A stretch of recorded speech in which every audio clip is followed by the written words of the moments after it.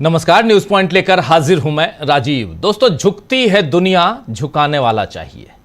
यह बात अब कांग्रेस और बीजेपी की राजनीतिक लड़ाई में खुले तौर पर दिखाई दे रही है। आप जानते हैं कि कल यानी 8 अगस्त को राहुल गांधी प्रयागराज में छात्रों की गूंज कार्यक्रम करने वाले हैं। इस समय कांग्रेस के तमाम नेता उत्तर प्रदेश पहुंच चुके हैं और यह तय है कि शाम 5 बजे से कार्यक्रम केपी कॉलेज मैदान में होगा। लेकिन कल तक ऐसा नहीं था। इस कार्यक्रम के लिए 3 दिन पहले यह कहा गया था कि हम मैदान नहीं दे सकते। जाहिर है कि इसके पीछे बीजेपी का प्रेशर रहा होगा। लेकिन कांग्रेस ने जब कहा कि जो करना है कर लो, हम तो कार्यक्रम प्रयागराज में करके रहेंगे, तो आखिरकार उसी जगह पर और उसी समय कार्यक्रम करने की अनुमति फिर से दे दी गई। यानी कांग्रेस ने बीजेपी को झुकाया और बीजेपी को झुकना पड़ा। यह वही बीजेपी थी जिसके नेता हर चुनाव में या हर चुनाव से पहले कहा करते थे कि आएगा तो मोदी ही। लेकिन इस समय का जो सियासी हाल है उसमें अब बीजेपी भी नहीं जानती है कि अगले चुनाव में मोदी आएंगे कि नहीं आएंगे। और उससे पहले बड़ा सवाल यह भी है कि अब जो बचा हुआ कार्यकाल है उसे मोदी कैसे पूरा करेंगे, क्योंकि एक दो नहीं बल्कि कई ऐसे मामले हैं जिन पर बीजेपी और मोदी सरकार घिरी हुई है। पेपर लीक पर तो बीजेपी और मोदी की राजनीतिक लड़ाई जो है वो आप देख रहे हैं। बीजेपी और मोदी की बात कर रहा हूं मैं, और ये कैसे इनकी राजनीति पिट रही है ये भी आपने देखा ही है। अब E20 यानी पेट्रोल में एथेनॉल का मुद्दा भी जोर पकड़ चुका है। आज राहुल गांधी ने भी कह दिया है कि दाल में कुछ काला नहीं है बल्कि पूरी की पूरी दाल ही काली है। आइए जरा सुनिए यहां राहुल गांधी को। ये E20 का जो मामला है ये बहुत बड़ा इशू है। नॉर्मली हम कहते हैं कि दाल में कुछ काला है, मगर ये दाल ही काली है। Brothers and sisters, this is a matter of sequencing.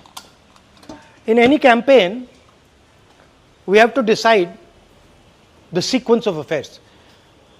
Our problem right now is that there is so much corruption that there's a huge line in what we have to sequence. Don't worry, this issue, we're going to take it up in a massive way, because this is destroying people's cars, destroying people's scooters, destroying people's lives, and literally is stealing directly from them. तो सुन लिया आपने, राहुल गांधी की इस post को share करते हुए पवन खेड़ा ने BJP पर तंज कसा है और उन्होंने क्या कहा है आपको बताता हूं। पवन खेड़ा यहां कह रहे हैं कि गडकरी जी को भी अब नींद नहीं आएगी, लगता है अब वो भी रात 11 बजे रील बनाने वाले हैं। ये यहां पर इसी राहुल गांधी के इस ट्वीट को शेयर करते हुए यहां पवन खेड़ा ने लिखा है। दरअसल दोस्तों, जेन जी को लुभाने के लिए मोदी इस समय रील्स बनाने में लगे हुए हैं। कुछ और नहीं मिला तो हैंडलूम को बढ़ावा देने के लिए कल रात को एक रील बना दी। क्या आपने इतने सालों में कभी देखा है कि नरेंद्र मोदी ने ऐसे मुद्दे के लिए रील बनाई है? मगर अब जेन जी उन्हें पूरी तरह से मजबूर कर चुका है। मोदी ही क्यों, मोहन भागवत भी मजबूर दिख रहे हैं। तभी तो उन्हें जेन जी और जेन अल्फा से संवाद करना पड़ा। लेकिन वहां भी शब्दों के उनके खिलवाड़ को बच्चों ने ऐसा पकड़ लिया कि अब उन्हें जवाब देते नहीं बन रहा है। लोकतंत्र में विरोध को भागवत ने स्वीकार किया, ये बात तो ठीक है, लेकिन जिस तरह जेन जी प्रदर्शनकारियों को देशभक्ति का सर्टिफिकेट उन्होंने पकड़ाया, उस पर सवाल उठ रहे हैं कि आपसे सर्टिफिकेट किसने मांगा था। इसके अलावा यह भी पूछा जा रहा है कि पुलिस अत्याचार पर वो कुछ क्यों नहीं बोलते। कपिल सिब्बल देश के वरिष्ठतम वकीलों में से एक हैं और राज्यसभा में सांसद भी हैं। उन्होंने क्या कहा है ये बताता हूं। कपिल सिब्बल यहां लिख रहे हैं, भागवत जी, जनरेशन जी की शिकायतें वास्तविक हैं। संवाद किसी भी लोकतंत्र में जरूरी है, अच्छा राजनीतिक दांव, लेकिन आपने लाठीचार्ज और पैलेट गन के इस्तेमाल की निंदा ही नहीं की। क्यों? आप कहते हैं कि आपको तथ्यों की जानकारी नहीं है, पूरा देश जानता है, अमित शाह बस एक फोन कॉल दूर हैं। इसी तरह ये बात जो यहां पर इन्होंने कही है कि पूरा देश जान रहा है और आप कह रहे हैं कि तथ्यों की जानकारी नहीं है। पूरे देश ने किसी और चैनल पे नहीं तो कम से कम डीबी लाइव पर तो देखा ही कि 20 तारीख को हुआ क्या था। इसी तरह अभिजीत दिपके ने भागवत को बीजेपी का अभिभावक बताते हुए जो कुछ कहा है उसको जरा सुन लीजिए। बीजेपी का अभिभावक, सुनिए जरा। मुझे जो लगता है मोहन भागवत का जो कल का जो स्टेटमेंट था, जो सबसे इम्पोर्टेंट स्टेटमेंट था, वो ये था कि जेनजी को एंटी नेशनल्स मत कहो, प्रोटेस्ट करना उनका अधिकार है और जेन्युइन इश्यूज़ है। तो उन्होंने जो ये चीज़ कही है मैं पूरी तरह अग्री करता हूँ। मैं चाहता हूँ कि मोहन भागवत, क्योंकि वो बीजेपी के एक तरीके से मेंटर है, नरेंद्र मोदी जी के भी गॉडफादर है, तो एक बार वो सेम चीज़ बीजेपी वालों को बता दे, नरेंद्र मोदी जी को बता दे कि ये जो स्टूडेंट्स है, यूथ है, उनको एंटी नेशनल्स ना कहा है, क्योंकि ये लोग तो सारे बीजेपी वाले लोग एंटी नेशनल कह रहे हैं। धर्मेंद्र प्रधान ने क्या कहा था, दहशतगर्दों की बी टीम है। और जो नितिन नबी जी भाजपा के प्रेसिडेंट, उन्होंने कहा था कि ये वायरस है। तो मैं उम्मीद करता हूँ कि अब मोहन भागवत जी की ये बात सुनेंगे, ये उनकी बात मानेंगे, क्योंकि ऐसा तो नहीं हो सकता कि बीजेपी वाले आरएसएस के अगेंस्ट जाकर कुछ बात कहते हैं। और अगर ऐसा कहते हैं तो कहीं ना कहीं फिर आरएसएस को भी सोचने की जरूरत पड़ेगी कि बीजेपी वाले मोहन भागवत जी की भी बात नहीं मान रहे। आरएसएस को भी ये सोचनी पड़ेगी कि बीजेपी वाले मोहन भागवत की बात भी नहीं मान रहे हैं। तो ये साफ नजर आ रहा है कि सदन में ना आकर मोदी भले खुद को और अमित शाह को बचा रहे हैं, लेकिन जो जन संसद सोशल मीडिया पर जारी है उसमें वो अपना बचाव कैसे करेंगे ये देखना होगा। आपको बता दूं दोस्तों कि आज संसद सत्र का तीसरा सप्ताह भी खत्म हो गया और मोदी और अमित शाह संसद में नहीं आए, सदन में नहीं आए। संसद तो आ रहे हैं अमित शाह, मोदी नहीं आ रहे हैं, लेकिन सदन यानी लोकसभा और राज्यसभा में नहीं आए। अब सोमवार से 13 तारीख तक क्या नज़ारा रहेगा ये देखना होगा। और इस बीच कांग्रेस पार्टी ने व्हिप जारी कर दिया है कि 10 तारीख सोमवार से 13 तारीख तक लगातार 3 दिनों तक, 3 नहीं बल्कि 10, 11, 12, 13, 4 दिनों तक तमाम सांसद सदन में मौजूद रहें। ये कांग्रेस पार्टी ने व्हिप जारी किया है। अब ये देखना होगा क्योंकि फिर सत्र खत्म हो जाएगा। और इधर नजरें जो हैं इस पर भी हैं कि कल प्रयागराज में राहुल गांधी कैसे हुंकार भरते हैं। उनके कार्यक्रम का नाम भले छात्रों की गूंज है, लेकिन इसमें असल में बीजेपी से आर पार के युद्ध की हुंकार ही है। कांग्रेस ने इस पर क्या कुछ लिखा है वो आपके सामने रख रहा हूं। कांग्रेस लिख रही है कि 8 अगस्त को भारत छोड़ो आंदोलन की शुरुआत हुई थी और 8 अगस्त को ही प्रयागराज में छात्रों की गूंज कार्यक्रम हो रहा है। आज़ादी के बाद भारत बहुत बेहद गरीबी से गुजर रहा था। तब भी लोग अपनी मेहनत के बल पर डॉक्टर, इंजीनियर, साइंटिस्ट बन जाते थे, क्योंकि कांग्रेस पार्टी ने आईआईटी, एम्स, आईआईएम और सैकड़ों पीएसयूज बनाए, गांव-गांव में स्कूल खोले। लेकिन बीजेपी सब कुछ बेचने का काम कर रही है। तो बात केवल पेपर लीक और फीस वृद्धि या नौकरी देने की नहीं है दोस्तों। छात्रों के साथ यह चर्चा भी होगी कि बीजेपी के शासन में कैसे देश को खोखला किया जा चुका है, जिसका खामियाजा नई पीढ़ी ही सबसे ज्यादा भुगत रही है। नई पीढ़ी का जिक्र, और अभी आप जान रहे हैं कि रांची में छात्रों का आंदोलन चल रहा है। उस आंदोलन को 2 तरह से देखा जा रहा है। यह आंदोलन किस ढंग से है, कौन लोग कर रहे हैं, उसकी बानगी आज आपके सामने रखना चाहता हूं।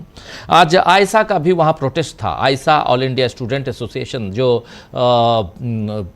CPI-ML, जो मार्क्सवादी लेनिनवादी जो है, communist party of India, ML माले, उसकी संस्था है, छात्र इकाई है।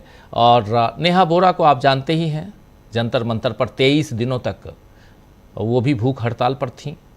नेहा बोरा आज पहुंची थी रांची और उनके ऊपर स्याही डाल दी गई।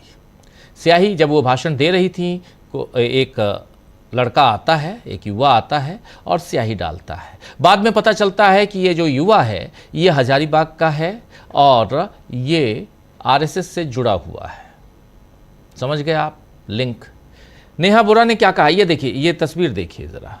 ये तस्वीर थोड़ा और पहले से दिखाएंगे तो समझ में आ जाएगा कि हाँ कैसे डाला गया। ये बात कर रही थी और इनके ऊपर आके डाला गया है।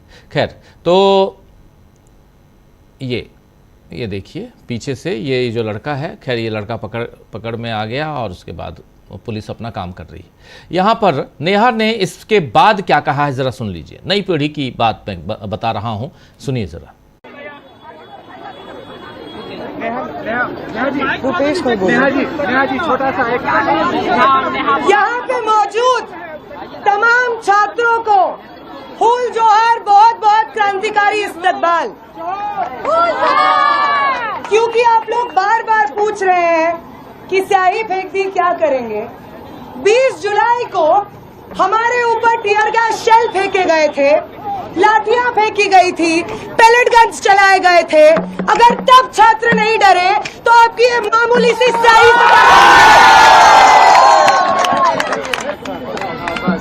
वो भाजपा और आरएसएस के गुंडे जो स्टेडियम में बैठ करके बोल रहे हैं कि हम छात्रों के साथ खड़े हैं, जब जेपीएससी को रद्द करने के लिए, जेएसएससी सीजीएल को रद्द करने के लिए छात्र विधानसभा तक मार्च निकाल रहे हैं, तो वही गुंडे जो खुद को छात्रों का हितैषी कहते हैं मेरे ऊपर ईंट फेंकते हैं। ये कौन सा छात्रों का हितैषी है?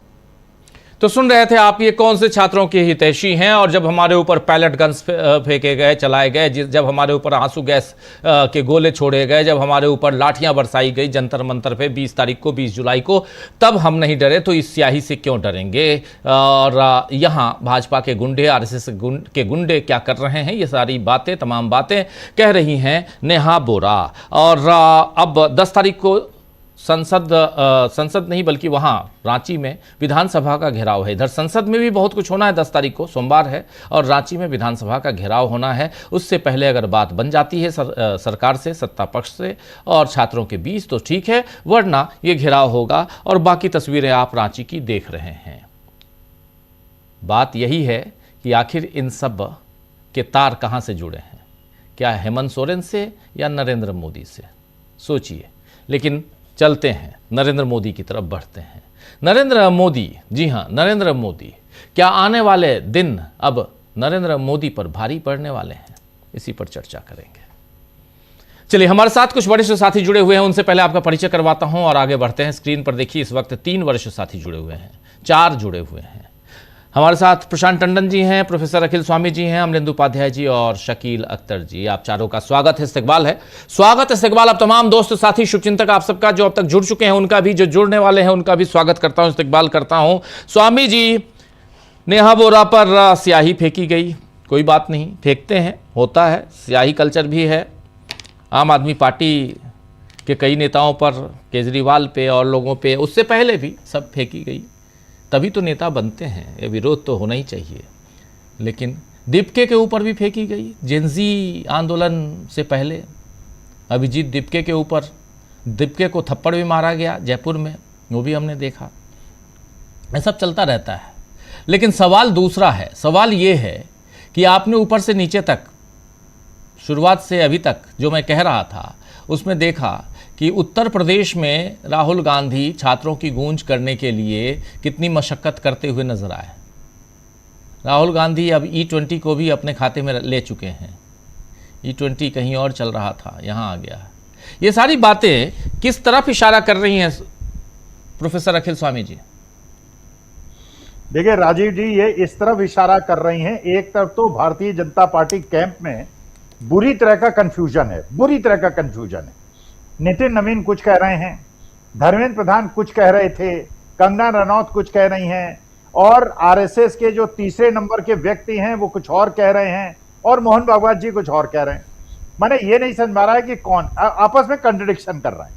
अच्छा, ये कंट्रडिक्शन अगर होगा तो इसका माने, जो कहते थे आप, एक स्ट्रॉन्ग ऑर्गेनाइजेशन है, वेल निट ऑर्गेनाइजेशन है, एक तरफा इसमें संवाद चलता है और सब लोग उसी बात को फॉलो करते हैं। लोग कुछ कह रहे हैं, कुछ लोग जस्टिफाई कर रहे हैं लाठी चलने को, पैलेट गन के डलने को, ये आतंकवादी थे, बदमाश इनके अंदर घुस गए थे, और मोहन भागवत सब कह रहे हैं कि ये गलत था, सरकार को एक नए, और वो हैं उपराष्ट्रपति महोदय, जो सभापति महोदय हैं राज्यसभा के, वो भी कह रहे हैं कि अमित शाह साहब को आना चाहिए और चर्चा में पार्टिसिपेट करना चाहिए। मेरे ख्याल से देखिए अंत में राजनीति में कौन कहां जाएगा इसका कुछ नहीं पता, लेकिन इतना जरूर है, आज के तारीख में जो जेनजी को और देश के समाज को और हर समाज को एक मैसेज मिल रहा है, वो मैसेज मिल रहा है कि ये आतताई सरकार है, ये ऐसी सरकार है जो निष्ठुर है, जो बच्चों को पीटने से और मारने से किसी तरह से नहीं चूकती है। अब आप सोचिए, आप 2 महीने पहले आप कल्पना कर सकते थे क्या तब कल्पना कर सकते थे जब देहरादून के अंदर परेड ग्राउंड छीन के बन्नू स्कूल दे दिया गया था और कैंसिल नहीं किया गया था, बन्नू स्कूल में ही राहुल गांधी को करना पड़ा था। इलाहाबाद के अंदर, प्रयागराज के अंदर पहले फीस जमा करा ली, जमीन मैदान अलॉट कर दिया, फिर उसको कैंसिल कर दिया, फिर उसको दोबारा परमिशन दे दी। इसका मतलब यह है कि मौसम बदल गया है, परिस्थिति बदल गई है। और आज के तारीख में जो एक मिथ बना हुआ था कि भारतीय जनता पार्टी इतनी स्ट्रांग ऑर्गेनाइजेशन है कि उसके खिलाफ बोलने की कोई क्षमता नहीं रखता है। देखिए, जो ये हुआ झारखंड के अंदर एक मैसेज जो हेमंत सोरेन ने दिया, वहां आपने ये भी देखा जो आंदोलनकारी हैं उनके जो वहां पे वो लगा हुआ है, तंबू लगा हुआ है, उसमें शिबू सोरेन साहब की फोटो है। वो शिबू सोरेन साहब हेमंत सोरेन साहब के खिलाफ कुछ बोलने को तैयार नहीं है। वो अपनी समस्याओं का समाधान चाहते हैं, जिसका समर्थन मोहन भागवत भी कर रहे हैं। देखिए, अब जो है बेटर लाइन्स आर ड्रॉन।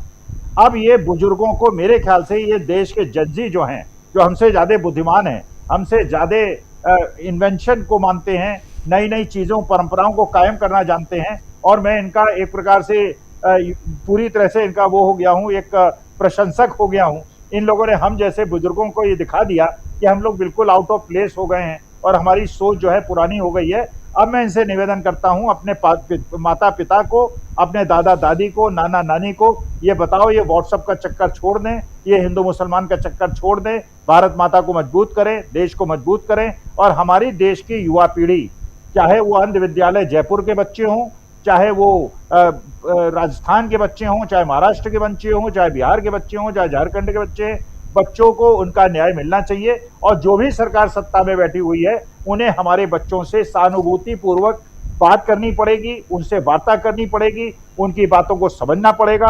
ये जो रूढ़िवादी विचार है कि बुजुर्ग सब जानते हैं, बच्चे नादान हैं, अगर आज मोदी जी इन 4 बच्चों के साथ एक प्रेस कॉन्फ्रेंस कर लें, उन्हें पता चल जाएगा कि हम लोग कितने आउट ऑफ प्लेस हो चुके हैं और ये बच्चे कितने ज्यादा जागरूक और कितने ज्यादा जानकार हो चुके हैं। तो मुझे ऐसा लगता है कि आज के तारीख में जितना जो शाही फेंकी है, इन्होंने भारतीय जनता पार्टी को और कमजोर कर दिया है। अगर अमित शाह साहब और मोदी जी पार्लियामेंट के अंदर, सदन के अंदर नहीं आ रहे हैं, इसका मतलब यह है कि उनको यह नहीं समझ में आ रहा है कि जब वो आएंगे तो अब सुना है कि अमित शाह साहब आएंगे और स्टेटमेंट देंगे। क्या स्टेटमेंट देंगे, उसके बाद की जो परिस्थिति बनेगी, अगर कहेंगे कि पैलेट गन उसने चलवाया तो क्या होगा, कहेंगे कि मैंने चलवाया तो क्या होगा।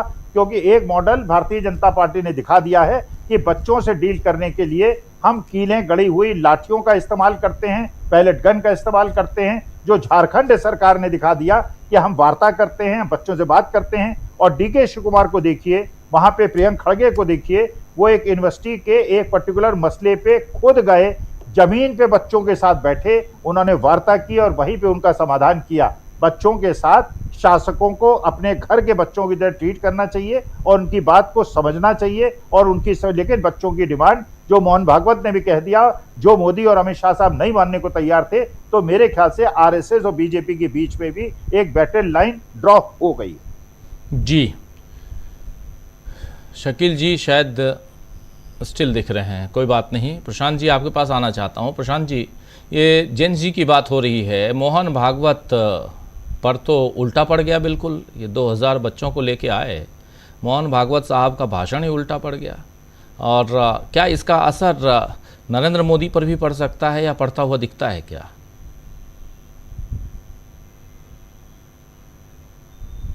मोहन भागवत ने आज मुंह खोला अपना जंतर मंतर पे और अमित शाह और नरेंद्र मोदी दोनों पर निशाना लगा दिया। मोहन भागवत ये कह रहे हैं कि जो जंतर मंतर में प्रोटेस्ट करने वाले छात्र थे वो देशभक्त थे। तो देशभक्त लोगों पे पैलेट गन किसने चलवाया, तीरों लगी हुई लाठियां किसने चलाई, लाठियां चली, वहां पे आंसू गैस चले, पैलेट गन चला, ये किसने चलाया?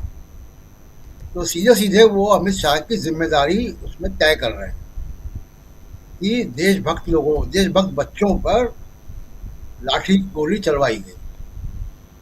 अब ये नरेंद्र मोदी को तय करना है कि मोहन भागवत को वो कितना गंभीरता से लेते हैं। मुझे लगता है कि लेना चाहिए, लेकिन उन्होंने सीधा सीधा ये कह दिया कि जो जंतर मंतर पे जेनजी के बच्चे थे वो देशभक्त थे। अब जो उन्होंने संवाद किया जेनजी से, देखिए वो जो युवा है आज का वो बहुत इंटेलिजेंट है। उसने मोहन भागवत को पकड़ लिया 1 मिनट में कि आप रोजगार की बात नहीं कर रहे, आप एंटरप्रेन्योरशिप बता रहे हैं उनको। आप महिला सशक्तिकरण बता रहे हैं, आप आपकी अपनी पार्टी में एमपी पहुंचते नहीं है। तो वहां पे लड़कियों ने खासकर मोहन भागवत जी को पकड़ लिया और बाद में तो कई लोगों ने बोला। तीसरा एक और पहलू सामने आता है जो दिखाता है कि बीजेपी के अंदर हलचल कितनी है, कोई पावर ब्रोकिंग पावर जो है कैंप्स जो है वो कैसे बिहेव कर रहे हैं। आनंदीबेन पटेल उत्तर प्रदेश की गवर्नर है और नरेंद्र मोदी की कैबिनेट में रही, उनकी बहुत करीब मानी जाती हैं।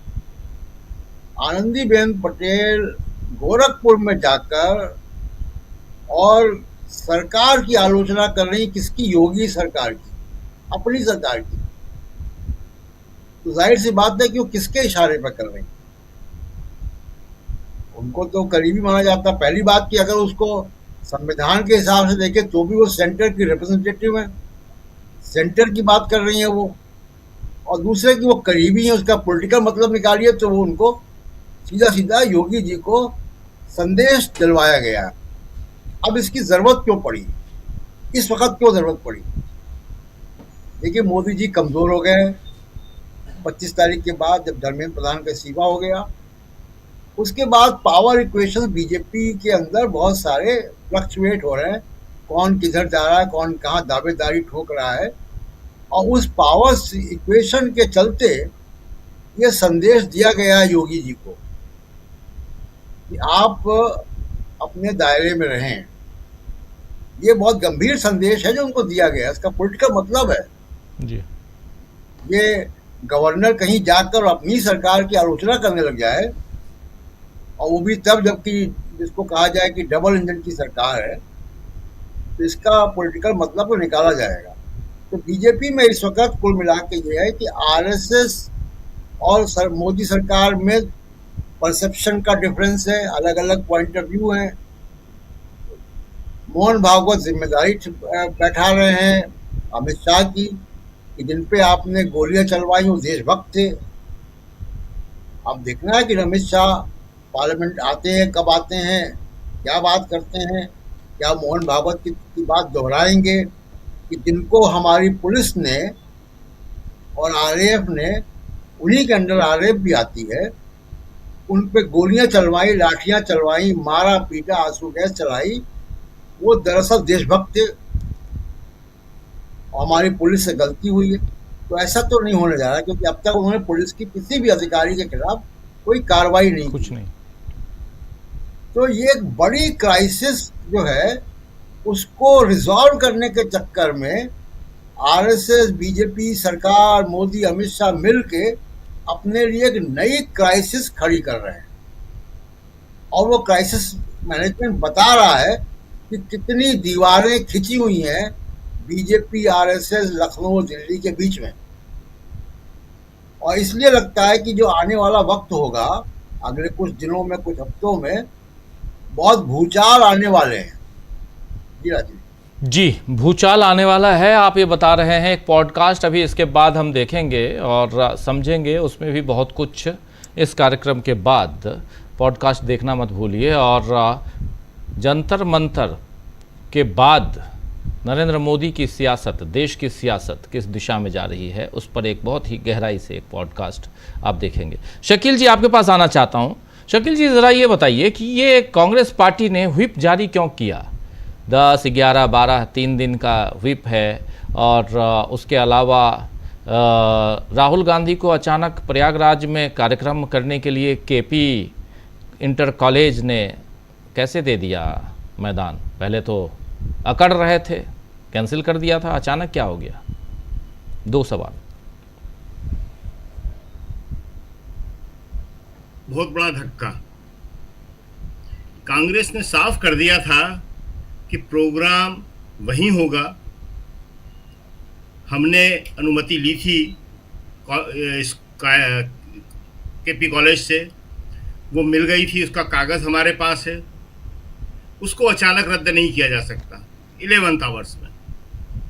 और कांग्रेस के ये जो तेवर थे, उसने डबल इंजन की सरकार को बहुत मुसीबत में डाल दिया। अगर वो अड़ जाती सरकार कि नहीं करने देंगे, तो और भारी नुकसान हो जाता। जी। इलाहाबाद यूनिवर्सिटी में पहले से आंदोलन चल रहा है। आंदोलन का है, बड़ा गंभीर आंदोलन है। फीस वृद्धि जो चाहे जब ये कर देते हैं ऐसे मुश्किल वक्त में भी, सीटों में कटौती, छात्र संघ के चुनाव नहीं होना, तो बड़ा जबरदस्त आंदोलन चल रहा है। ऑलरेडी धरना चल रहा है यूनिवर्सिटी के अंदर। लड़के वहां पहले से उत्तेजित हैं। राहुल गांधी ने जैसा कि कहा कि भारत में सबसे ज्यादा प्रतियोगी परीक्षाओं की तैयारी करने वाले इलाहाबाद में हैं। सही बात है। और उसकी सबसे खास बात यह है कि वो निम्न मध्यम वर्गीय परिवार के हैं। वो पिछड़े बैकग्राउंड से आए हुए लोग हैं। जो लोग दिल्ली आ जाते हैं, दिल्ली में भी तैयारी करते हैं, लेकिन उनकी थोड़ी आर्थिक स्थिति थोड़ी बेहतर होती है, कोटा वालों की ओर बेहतर होती है। पटना और प्रयागराज ये दो शहर ऐसे हैं जहां पे प्रतियोगी परीक्षाओं की तैयारी करने वाला स्टूडेंट जो है बेहद कमजोर पृष्ठभूमि से आता है। तो अगर वहां पे ये कैंसिल कर देते तो बहुत मुश्किल हो जाती इनको। इसलिए इनको दोनों तरफ से मुसीबत थी, इधर कुआ उधर खाई, और उसमें से कुछ भी चुनते हो एक ही परिणाम होना था। और अंत में उन्हें अनुमति देना पड़ी। और फिर उसके बाद ये कहा जाने लगा, कहने को हमारे यहाँ लोग बहुत सारी बातें करते हैं ना उनके पास, कि साहब स्कूल ने दे दी तो क्या होता है, प्रशासन नहीं देगा। प्रशासन ने भी दे दी। प्रशासन का भी लेटर आ गया है कि हम आपको अनुमति देते हैं। और राहुल गांधी वहां जा रहे हैं। आपने कहा कि जंतर मंतर के बाद क्या, तो जंतर मंतर के बाद प्रयागराज। आप देखेंगे कि प्रयागराज से यह आंदोलन एक नए शिखर पर पहुंचेगा, क्योंकि छात्रों की जो मांग थी धर्मेंद्र प्रधान का इस्तीफा वो पूरी हुई, बाकी और उनकी मांगे हैं। लेकिन राहुल गांधी पहले से शिक्षा में आमूलचूल परिवर्तन की बात कर रहे हैं। निजी हाथों में शिक्षा देने का विरोध कर रहे हैं। तो लड़ाई राहुल गांधी की बहुत लंबी है और छात्र उससे लगातार जोड़ रहे हैं। दूसरी बात जो आपने व्हिप जारी करने की कही, तो 3 दिन 4 दिन हैं, काम तो एक दिन भी नहीं हुआ। गृह मंत्री अमित शाह 21 जुलाई से आज तक सदन में नहीं आ रहे हैं। 20 जुलाई को लाठीचार्ज पैलेट गन चलवाई गई थी और 21 जुलाई को जब राहुल गांधी ने सवाल कर लिया कि आदेश किसने दिया, उसके बाद से गृह मंत्री आज तक सदन में नहीं आ रहे। देखना होगा कि सोमवार को शुरू होगी, सोमवार से लेकर गुरुवार तक क्या सीन रहता है। सरकार क्या कर सकती है किसी को नहीं मालूम। उसको चौंकाना जो है एक बड़ा ही नया गुण दिखता है, जबकि वो कोई गुण नहीं होता है। अब तो खुद चौंक रही है सरकार, बार बार हर चीज में खुद ही चौंक जाती है वो कि ये क्या हो गया। तो 2-3 बिल हैं जिसको लेके, एक विदेशी पैसा आने वाला बिल जो है वो, उसको लेके चर्चा है कि वो लाया जा सकता है, महिला बिल और परिसीमन बिल, लेकिन जिसके बारे में कहा जा रहा है कि अभी नहीं आएगा क्योंकि सरकार के पास उतना संख्या नहीं है। लेकिन कांग्रेस ने सावधानी के तौर पे व्हिप जारी किया है कि 4 दिन है, सब लोग आए और जो पार्टी का आदेश हो उसके अनुसार काम करें।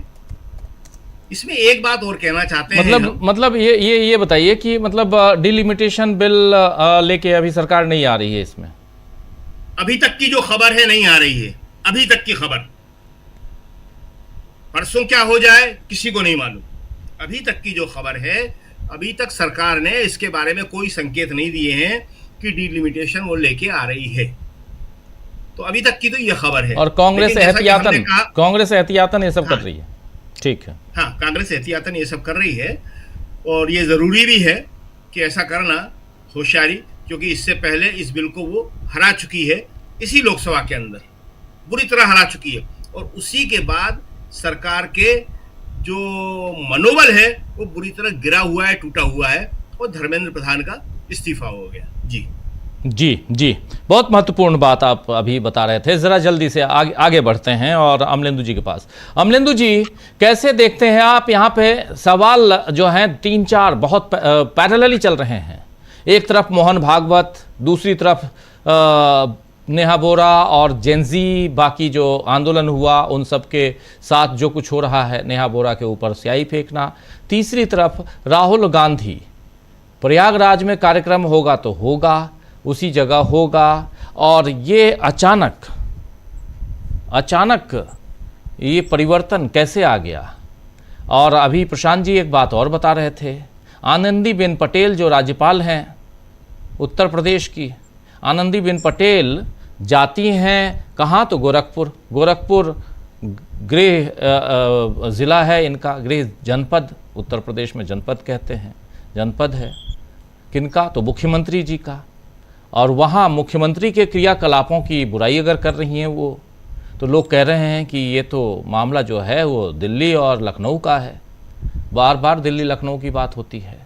लेकिन ये तमाम अलग अलग पिक्चर आपके सामने रख रहा हूँ, और उसमें भी जब उत्तर प्रदेश और राहुल गांधी की हम बात कर रहे हैं, और जैसे अभी कहा शकील जी ने कि ये आंदोलन, जेनजी आंदोलन जंतर मंतर के बाद ये पहली सभा है राहुल गांधी की, और यहाँ से एक दूसरी लड़ाई की शुरुआत हम लोग देखेंगे कल से होने जा रही है प्रयागराज में। क्या आपको भी लगता है कि अब जो युवाओं ने छोड़ा है जंतर मंतर पे अपनी डिमांड, और उस डिमांड को फुलफिल करवा के इस आंदोलन को जहां छोड़ा है, क्या यहां से राहुल गांधी इसको टेक ऑफ करते हुए नजर आते हैं?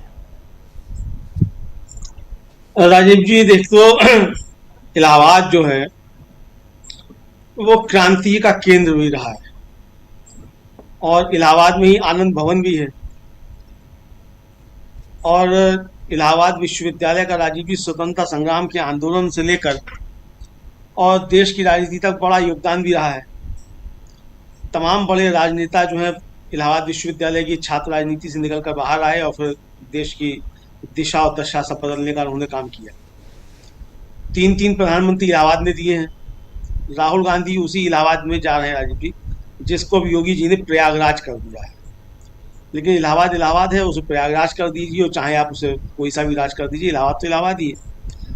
तो इलाहाबाद तो निश्चित तौर पे राजीव जी एक केंद्र है, और जेनजी आंदोलन के बाद राहुल गांधी की पहली सभा जो मतलब एक तरीके से लगी है, और वो लग रही है इलाहाबाद में, तो यहाँ काफ़ी ज़्यादा महत्वपूर्ण हो जाता है कि अब इलाहाबाद से क्या संदेश जाएगा।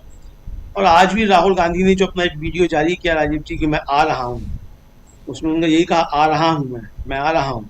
तो ये मैं आ रहा हूँ का जो संदेश दिया है राजीव जी, आप इसको दूसरे अर्थ में भी अब ले सकते हैं कि युवाओं अब तैयार रहो, मैं आ रहा हूँ। और मैं कहाँ आ रहा हूँ, जिसको जो अर्थ लगाना है लगा ले, मोदी जी को अर्थ लगाना है मोदी जी लगा लें, और अमित शाह जी को लगाना है तो वो लगा लें, और योगी जी को लगाना है तो वो लगा लें, और इलाहाबाद के डीएम साहब को लगाना है तो वो लगा लें। लेकिन देश समझ रहा है राजीव जी कि राहुल गांधी का कहना कि मैं आ रहा हूँ, ये एक बड़ा संकेत भी राजनीति में है राजीव जी। राजनीति में बहुत सी बातें संकेतों में कही जाती हैं, सीधी सीधी नहीं कही जाती हैं। राहुल गांधी ने संदेश दे दिया है कि मैं आ रहा हूँ। तो ये राजीव जी जाहिर सी बात है कि जब राहुल गांधी कह रहे हैं कि मैं आ रहा हूँ, तो मोदी जी के परेशान होने की भी आवश्यकता है, अमित शाह जी के भी परेशान होने की आवश्यकता है, योगी जी के भी परेशान होने की आवश्यकता है, और भागवत जी तो परेशान हैं ही, बेचैन आत्मा दिख ही रहे हैं वो आपको किस तरीके से। लेकिन राजीव जी आज नेहा बोरा के ऊपर जिस तरीके से स्याही फेंकी गई, तो अब या तो राजीव जी मोहन भागवत जी फ्रिंज एलिमेंट है आरएसएस की, या वो जो स्याही फेंकने वाला है वो फ्रिंज एलिमेंट है। अब कौन इनमें फ्रिंज एलिमेंट है, पहले ये भागवत जी तय करें। यानी कल आप प्रवचन दे रहे थे कि देशद्रोही नहीं हैं, इनकी मांगे जायज हैं, तो भागवत जी की बात के आरएसएस का कार्यकर्ता सुनता नहीं है। अगर ऐसी बात है तो भागवत जी इस्तीफा देके घर को जाए, काहे को जो सरसंघचालक बने हुए हैं। जब आपका कच्छाधारी जो है झारखंड का, वो नहीं सुन रहा कि आपने क्या कहा है, तो आपका इस कहने का क्या मतलब है? आपने देश भर के 100 शहरों से 2000 बच्चे बुलवा के आपने उनको बताया कि मांगे जायज थी। तो जो आप बता रहे हैं मांगे जायज थी, और आपका जो स्वयं सेवक है जो जमीन पर है, रांची में है, वो तो कह रहा है कि नेहा बोरा जो है वो आतंकवादी है, और यानी क्या क्या है, सब कुछ बता रहा है, देशद्रोही बता रहा है, उसको बस यही फेंक रहा है। तो भागवत जी ये डुप्लीकेट बातें आप क्यों करते हैं? तो ये राजीव जी आरएसएस का जो दोहरा चरित्र उनकी स्थापना से ही रहा है, 1925 के दशहरे के दिन से जो उनका दोहरा रवैया रहा है, वो भागवत जी ने फिर दिखाया है। यानी खाने के दांत दूसरे और दिखाने के दांत दूसरे। मोदी जी भी यही करते हैं। रात को जब 11 बजे आकर राजीव जी, मोदी जी जब रील बनाते हैं और कहते हैं कि बच्चों आज आपसे ही बात करने का मन, फ्रेंड्स आपसे ही बात करने का मन करता है, तो मोदी जी धमका रहे होते हैं। बात करने का मन तो उनका कर रहा होता है, लेकिन मोदी जी धमका रहे होते हैं। और उसके बाद फिर आप देखिए किस तरीके से दमन चक्र शुरू हो जाता है मोदी जी की रील के बाद। तो ये भागवत जी जो कह रहे हैं राजीव जी, भागवत जी भी जो है वो एक तरीके से दोहरा रवैया अपना रहे हैं। अब राजीव जी अगर भागवत जी सही कह रहे थे कि भाई बातें जायज़ हैं, तो जैसा कि सवाल उठाया गया, तमाम लोग सवाल उठा रहे हैं। अभिजीत दीप के भी सवाल उठा रहे थे कि भाई भागवत जी जो कह रहे हैं कि अगर बातें सही हैं तो मोदी जी को क्यों नहीं बताते, और ये अमित शाह जी को क्यों नहीं बताते, अमित शाह जी को क्यों नहीं बताते। भाई अमित शाह जी भी स्वयंसेवक है ना, कम्युनिस्ट पार्टी के मेंबर तो है नहीं, ना बीएसपी के मेंबर हैं, ना आरपीआई के मेंबर हैं, स्वयंसेवक हैं। तो क्या अमित शाह जी भी भागवत जी की बात नहीं मानते हैं? चलिए वो रांची का जो है स्वयंसेवक जिसने सियाही फेंकी नेहा बोरा के ऊपर, ठीक है, उसको जानकारी नहीं होगी भागवत जी क्या कहते हैं। व्हाट्सएप यूनिवर्सिटी थोड़ी धीमे चल रही होगी, व्हाट्सएप थोड़ा धीमे काम कर रहा होगा, नेट कम कर रहा होगा, लेकिन ये तो अपना अमित शाह जी तो सुनते हैं मोहन भागवत जी की बात, कच्छा पहन के बाद शाखा में भी जाते हैं, और इसीलिए कह रहे हैं कपिल सिब्बल भी कि सिर्फ एक फोन कॉल दूर पे हैं। तो भाई भागवत जी आपने मोदी जी को, अमित शाह जी को क्यों नहीं कहा जो आप 2000 बच्चों को बुलाकर 100 शहरों से बुलाकर कर रहे हैं? तो ये राजीव जी इनका एक तरीके से दोहरा रवैया है। अब राजीव जी जो राहुल गांधी कल पहुंचेंगे इलाहाबाद और उसके बाद वहां से जो बातें करेंगे और जो उन्होंने संकेत भी दिया है कि किसकी बातें करेंगे, उसमें खासतौर से वो रोजगार के मसले को उठाएंगे और ये बताने की कोशिश करेंगे कि रोजगार का मसला क्यों है और मोदी सरकार आने के बाद रोजगार का संकट पैदा क्यों हो गया है, और उसके पीछे जो महत्वपूर्ण कारण है, उसके पीछे कारण ये है कि ये सरकार जो है वो तमाम सार्वजनिक जो उपक्रम है उनको बेच रही है, देश की संपत्तियां बेच रही है, सारी बड़ी जो संस्थाएं हैं उनका निजीकरण कर रही है, और कुछ चंद पूंजीपतियों के हाथ में देश की पूरी जो संपदा है वो केंद्रित की जा रही है। और अगर यही सिलसिला जारी रहा तो फिर नौकरियां मिलना बंद हो जाएंगी, बिल्कुल ही बंद हो जाएंगी। राहुल गांधी शायद कल जाकर राजीव जी इस पर पूरे तरीके से प्रकाश डालेंगे। राहुल गांधी राजीव जी जब भी ये छात्रों की गूंज कार्यक्रम करते हैं पूरे डेटा के साथ आते हैं और जो बात रखते हैं डेटा के साथ बताते हैं कि क्या चीजें हो रही हैं, किस तरीके से हो रही हैं। हमने कोटा में भी देखा, उन्होंने डेटा के साथ बताया कि किस तरीके से जो परीक्षा का सिस्टम है उस पर कितना खर्च होता है, कहाँ से कितना खर्च आता है। देहरादून में भी उन्होंने बताया कि जो सरकार का शिक्षा बजट है वो कितना है, नीट की परीक्षा जो कराई जाती है उससे कितना उगाया जाता है, छात्र परीक्षा तैयारी करते हैं उस पर कितना खर्च आता है, सब बताया। तो राहुल गांधी राजीव जी कल ये भी बता सकते हैं कि जो रोजगार नहीं मिल रहे हैं उसके पीछे राष्ट्रीय सेठ का क्या योगदान है और सरकार किस तरीके से राष्ट्रीय सेठ के लिए काम करती हुई दिखाई पड़ती है। तो ये भी राजीव जी कल मसला उठा सकते हैं। और जैन जी जिस तरीके से सवाल उठाया है राजीव जी, वो ना तो मोदी जी की बात सुन रहा है ना भागवत जी की बात सुन रहा है। भागवत जी के कार्यक्रम में गई हुई लड़कियां ही जिस तरीके के सवाल उठाती हैं राजीव जी, तो वो अब भागवत जी की उसके ऊपर सवाल उठ जाता है कि इस मतलब आपका संदेश भी ठीक से नहीं पहुंचा। आपने जिन 2000 छात्रों को चयन किया होगा जिनका, तो जाहिर सी बात है कि आपके स्वयं सेवकों ने काफी अच्छा काम किया होगा कि जैन जी जो पहुंचे तो वो आपकी विचारधारा का हो। तो अगर आपके विचारधारा के परिवारों से भी जो बच्चे पहुंच रहे हैं और वो भागवत जी पे ही सीधी सीधी उंगली उठा दे रहे हैं कि आप तो इंटरप्रेन्योर बनाने की बात करते हैं, अच्छा कितने इंटरप्रेन्योर बन जाएंगे भाई? 65 करोड़ अगर युवा है तो 65 करोड़ इंटरप्रेन्योर हो जाएंगे राजीव, सब व्यापार करने लग जाएंगे, तो खरीदेगा कौन? तो मतलब ये कौन सा गणित पढ़ के आए हैं, कौन सी इकोनॉमिक्स पढ़ के आए हैं भागवत जी, ये समझ में नहीं आता। चलिए मोदी जी तो एंटायर पॉलिटिकल साइंस के हैं, भागवत जी तो पशु चिकित्सा के डॉक्टर हैं, तो पशु चिकित्सा में भी कुछ ना कुछ तो राजीव जी सीखा ही होगा। इंजेक्शन कहाँ लगाया जाता है, नस में लगाया जाता है, ये पुट्ठे पे लगाया जाता है। तो भागवत जी क्यों इस तरह की बात करते हैं, ये सब जो इंटरप्रेन्योर बन जाएंगे। तो ये भागवत जी का राजीव जी भटकाने का जो एक तरीका है भागवत जी ने वो किया। अब जो राजीव जी आनंदीबेन पटेल कह रही हैं, ये आनंदीबेन पटेल नहीं कह रही हैं, ये अमित शाह जी कह रहे हैं, ये मोदी जी कह रहे हैं।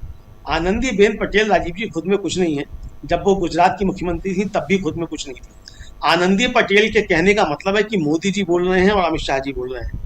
तो राजीव जी, और दिल्ली और लखनऊ की बात जो होती है कि दिल्ली और लखनऊ के बीच संघर्ष है, तो दिल्ली और लखनऊ के संघर्ष में अब योगी जी जो है वो मोदी जी का तो अब क्या बिगाड़ पाएंगे? मोदी जी तो हो नहीं है 3 बार के प्रधानमंत्री, बिगाड़ सकते हैं तो अमित शाह जी का बिगाड़ सकते हैं, उनको ना बनने दें प्रधानमंत्री, पच्चर लगा दें कुछ इस तरीके का। ज़्यादा बड़े वो भगवा वस्त्रधारी हैं, हालांकि शाखा वाले नहीं हैं योगी जी, और अमित शाह जी शाखा वाले हैं, लेकिन आरएसएस से नजदीकियां भी उनकी काफी बताई जाती हैं। तो ये राजीव जी इनके बीच का जो संघर्ष है, मुझे लगता है कि अब ये 25 तारीख के बाद धर्मेंद्र प्रधान के इस्तीफे के बाद भारतीय जनता पार्टी के अंदर भी राजीव जी संघर्ष तेज हो गया है। और जैसा मैंने पहले भी कहा कि 70 सालों में इतना ज्यादा अलोकप्रिय प्रधानमंत्री कोई नहीं हुआ जितने नरेंद्र मोदी हैं।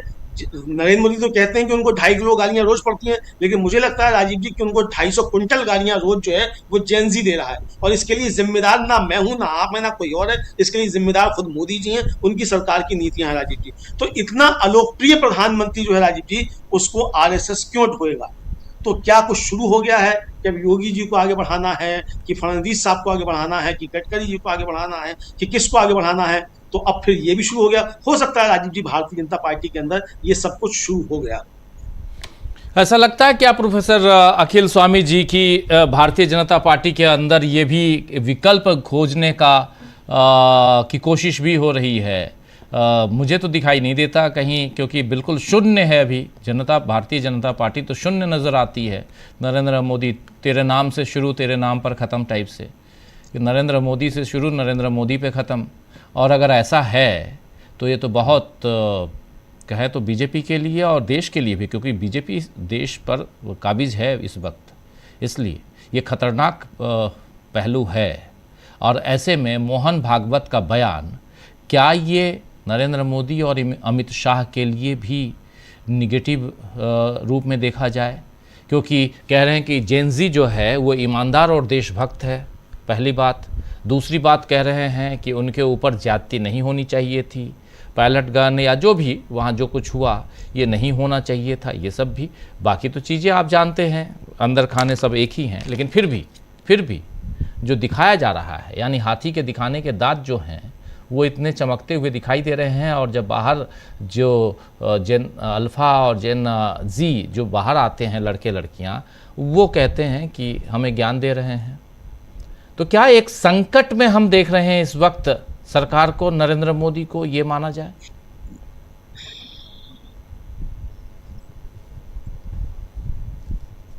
आवाज क्लियर नहीं, जरा आवाज बढ़ाइए। राजीव जी, मैं ये समझ रहा हूं कि जो संकट आप देख रहे हैं मैं उससे ज्यादा देख रहा हूं। मैं ये देख रहा हूं ये वही परिस्थिति है जब इंदिरा जी को 1971 में मैं बीएचयू के अंदर पढ़ता था, और जब हमने बांग्लादेश को अलग कराया था तो हम लोग वाइस चांसलर के यहाँ नारे लगाते हुए हजारों बच्चे गए थे। और उसी के 5 साल के बाद हम लोग इंदिरा जी के अगेंस्ट खड़े हो गए थे और 77 में इंदिरा जी को खत्म कर दिया था। उनकी पूरी उत्तर भारत के अंदर कांग्रेस पूरी तरह से पराजित हुई थी। देखिए, ये एक मैं थोड़ा सा मैनेजमेंट साइंस का एक सिद्धांत बता दूं। प्रोडक्ट लाइफ साइकिल की 4 स्टेजेस होती हैं। हमारे कोई प्रोडक्ट आप लॉन्च करते हैं, पहले उसका इनिशियल स्टेज होता है, फिर ग्रोथ होता है, फिर उसका मैच्योरिटी होता है, फिर डिक्लाइन होता है। ये जीवन में होता है, जैसे हमारे जीवन में भी राजीव जी है। हमारी बाल्यावस्था थी, फिर हमारा गृहस्थ आश्रम आया, फिर हमारा वानप्रस्थ आया, फिर उसके बाद हमारा संन्यास आया और जीवन का अनंत हो गया। पुराने पत्तियां झड़ गई और नए कोपले आ गई। ये जीवन में सबके साथ होता है। अब देखिए, भारतीय जनता पार्टी के साथ यही हुआ, यही कांग्रेस के साथ हुआ था। कांग्रेस का इनिशियल स्टेज था जब अंग्रेजों के जमाने में, फिर उसका ग्रोथ पीरियड आया, फिर उसका मैच्योरिटी आया और उसके बाद उसका डिक्लाइन आ गया और आज के तारीख में उसका डिक्लाइन था। भारतीय जनता पार्टी देखिए 2 मेंबर ऑफ पार्लियामेंट की पार्टी थी, फिर वो राम मूवमेंट चला, राम जन्मभूमि मूवमेंट चला, ग्रोथ पीरियड आया, मैच्योरिटी आई। ये जो डिक्लाइन आया है राजीव जी, ये इतना स्टीप डिक्लाइन है, ये डिक्लाइन मैंने 74-75 में भी नहीं देखा था। अच्छा, डिक्लाइन को भी रोका जा सकता है। जैसे आपने देखा बहुत सारे, अगर आप प्रोडक्ट की लाइफ साइकिल को देखेंगे, अगर आप उसको नए इनोवेशंस कर दें, अगर उसके अंदर अपनी पॉलिसीज को चेंज कर दें, तो डिक्लाइन को रोक सकते हैं और दोबारा ग्रोथ पीरियड पे जा सकते हैं। आज के तारीख में भारतीय जनता पार्टी की स्थिति as a professor of management में देख रहा हूं, ये सारी वो गलतियां कर रहे हैं राजीव जी जो नहीं की जानी चाहिए, और जो इनको करना चाहिए वो नहीं कर रहे। वास्तविकता में आज के तारीख में भारतीय जनता पार्टी, आरएसएस और इनके आइडियोलॉग और इनके समर्थक इतनी बुरी तरह से कंफ्यूज हो चुके हैं, इनको ये नहीं समझ में आ रहा क्या करना है इन्हें। देखिए, वास्तविकता में जैसे आपने सुना होगा ना, बचपन में एक हाथी आ गया अंधों के गांव में, फिर किसी ने सूंड को देखा, उसने कहा हाथी ऐसा होता है, किसी ने पैर को देखा, हाथी ऐसा होता है, किसी ने पूंछ को देखा, हाथी ऐसा होता है। ये जो जेनजी की साइकोलॉजी, और देखिए बिल्कुल मैं इस बात से सहमत हूं प्रशांत जी से जो उन्होंने कहा वास्तविकता में राजीव जी, अगर अपने घर के बच्चों से आप बात करेंगे ना, आपको पता चलेगा बुद्धिमानी होती क्या है। मेरी ग्रैंड डॉटर 12 साल की है। राजीव जी, जैसे हमारे ग्रैंडफादर हमें कहानी सुनाते थे, मैंने कहा चलो तुम्हें रामायण के बारे में सुनाता हूं। मैंने सोचा इसको ज्ञान देता हूं। 12 साल की लड़की है। जब मैंने उसे बताना शुरू किया, उसने 2-3 प्रश्नों के बाद जो मुझसे काउंटर क्वेश्चंस किए, मैंने कहा भैया कान पकड़ता हूं, इसे आगे से रामायण महाभारत नहीं पढ़ाऊंगा। इससे ज्यादा जो मुझे आता है इसे आता है, हर सब्जेक्ट में आता है। ये बच्चे इतने ज्यादा बुद्धिमान हैं। अगर ये बूढ़ी पीढ़ी, ये हमारे जैसे सफेद बाल वाले, अगर इनके मार्ग में बाधा न पड़े, आपको गारंटी दे सकता हूं, इतने बुद्धिमान बच्चे हैं, इतने प्रबुद्ध बच्चे हैं, और ऐसे बच्चे पूरे विश्व के अंदर नहीं है। ये दूसरी बात है कि हमारी जो शिक्षा व्यवस्था है, हमारी जो रोजगार की व्यवस्था है, हमने इनके पैर में बेड़ियां डाल रखी हैं। अगर सही में इन्हें उन्मुक्त एक आकाश दिया जाए उड़ने के लिए, हमारे देश 10 साल के अंदर जो हमारा डेमोग्राफिक डिविडेंड है, हम विश्वगुरु बन सकते हैं। लेकिन हम चल रहे हैं उल्टी डायरेक्शन में। जाना चाहिए कलकत्ता, हम जा रहे हैं चंडीगढ़ की तरफ। ये मुश्किल है। जी जी, बिल्कुल बिल्कुल। प्रशांत जी, क्या आप भी ऐसे ही देखते हैं और इस वक्त बहुत मुसीबतों में घिरे हुए नरेंद्र मोदी दिखाई देते हैं? क्या आपको भी लगता है? और दूसरी बात यहाँ महत्वपूर्ण कि जब संसद का सत्र चल रहा है और 3 सप्ताह बीत चुका है, 3 सप्ताह बीतने के बाद क्या यहाँ ये दिखता है आपको कि नरेंद्र मोदी की सरकार पहली बार संसद को भी मैनेज नहीं कर पा रही है, जो अभी तक करती रही? निकाल फेंकते थे, बाहर कर देते थे सांसदों को, बिल पास करवा लिया, 100 नहीं बल्कि 150 सांसदों को बाहर निकाला। हमने देखा इन्हीं का एक सांसद गालियां दे रहा था सदन के अंदर, और फिर बिल भी पास करवाए गए। तो ये सारी चीज़ें हम लोगों ने देखी है। तो इसलिए ज़रा समझना चाहता हूं कि आखिर चल क्या रहा है देश में।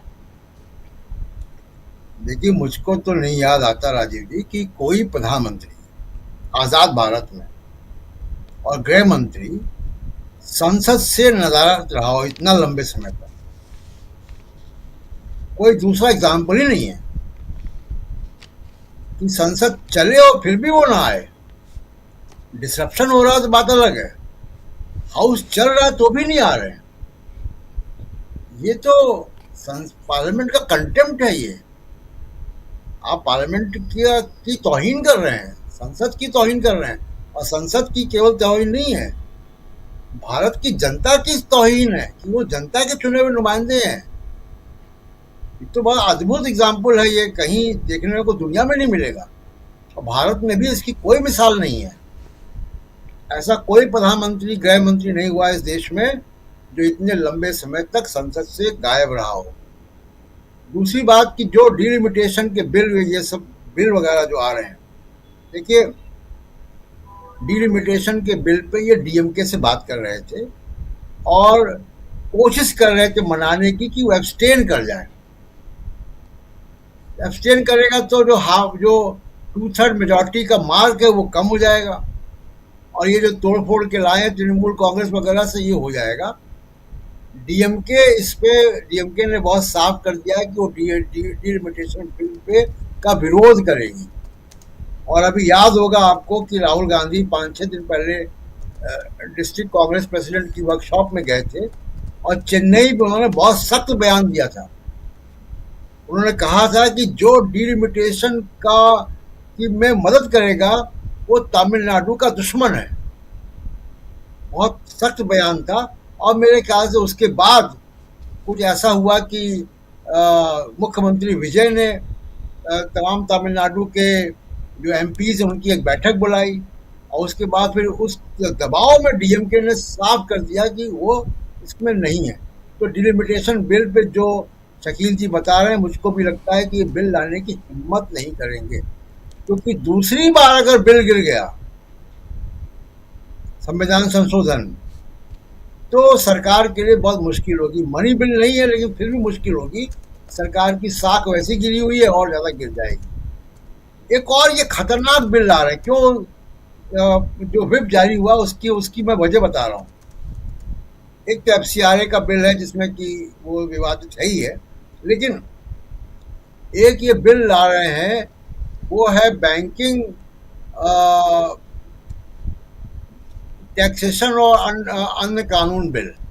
उसमें क्या होगा कि ये UPI ट्रांजेक्शन्स हैं जो भी फ्री है, मोबाइल से जब आप पैसा ट्रांसफर करते हैं, कोई सामान खरीदते हैं, उस पर फीस लगेगी। और ये किसके दबाव में हो रहा है? ये दबाव में हो रहा है ट्रंप के।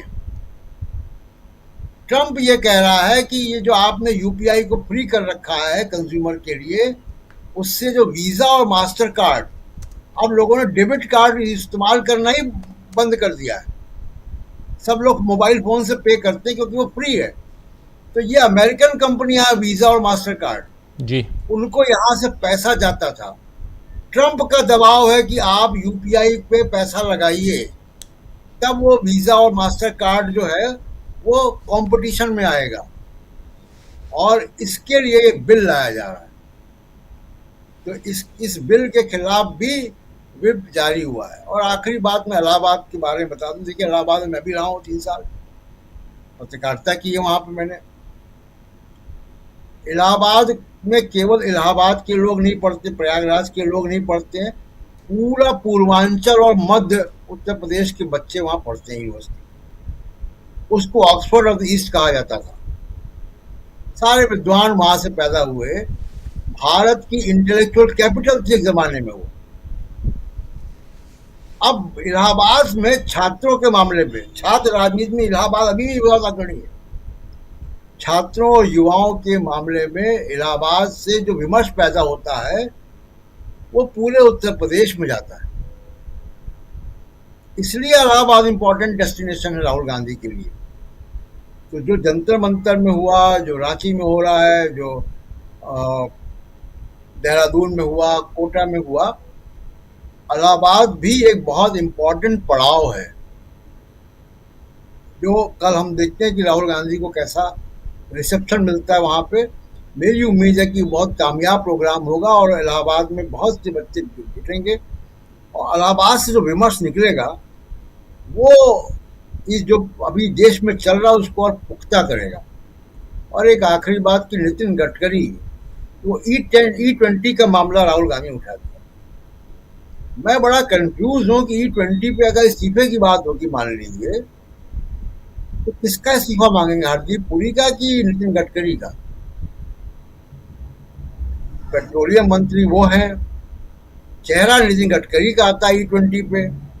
लेकिन जो भी हो, राहुल गांधी ने इस्तीफों वाली लिस्ट में आज एक नाम और जोड़ दिया।